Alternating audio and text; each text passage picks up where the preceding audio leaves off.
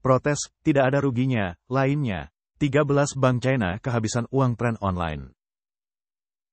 Di tengah kemerosotan ekonomi, China mengalami peningkatan jumlah pemutusan hubungan kerja dan pengurangan upah. Dengan munculnya bentuk protes baru, para wanita berdemonstrasi dengan cara telanjang. Secara rinci di platform X, dilaporkan bahwa pada tanggal 11 April beberapa pemilik properti dari bangunan yang belum selesai dibangun di Loyang, Henan, berkumpul di Bank Zongyuan untuk menuntut pengembalian uang. Momen penting dalam protes tersebut adalah ketika seorang wanita menelanjangi dirinya sampai pinggang dan berteriak, "Kembalikan uang kami." Hal ini bertepatan dengan berita tanggal 12 April mengenai bank-bank yang menghadapi penghematan yang memicu kembali diskusi mengenai klaim gaji terbalik. Menurut berita mingguan China, pengungkapan keuangan dari 6 bank BUMN terbesar di China menunjukkan penurunan gaji rata-rata yang meluas, dengan pengecualian pada China Merchants Bank dan Industrial Bank. Khususnya, gaji rata-rata China Merchants Bank mengalami sedikit perubahan dari tahun 2022, berkisar di angka 573.800 yuan, sekitar $79.300 AS.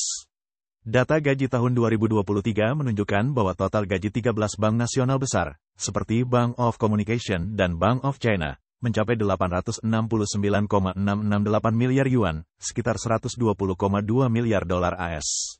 Terjadi perlambatan pertumbuhan yang signifikan sebesar lebih dari 60% dari tahun sebelumnya yang mencapai 5,85%.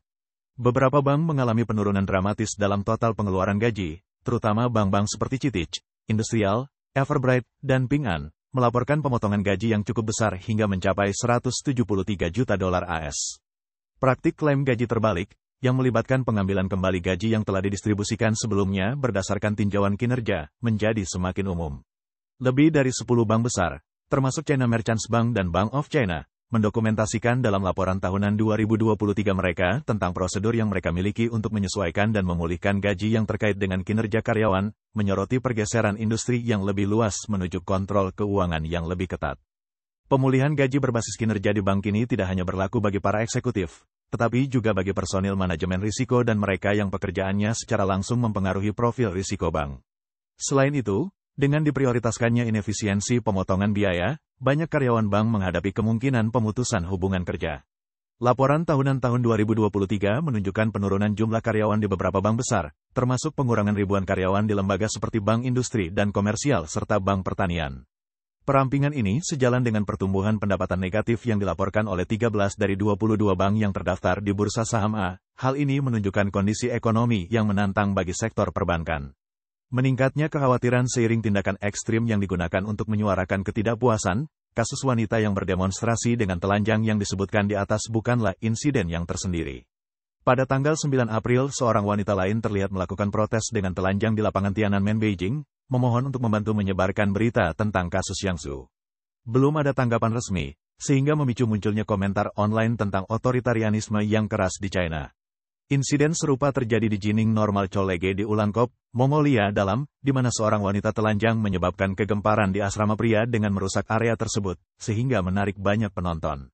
Pejabat sekolah mengklarifikasi bahwa wanita tersebut bukan seorang siswa, melainkan orang luar, dan polisi sedang menyelidikinya.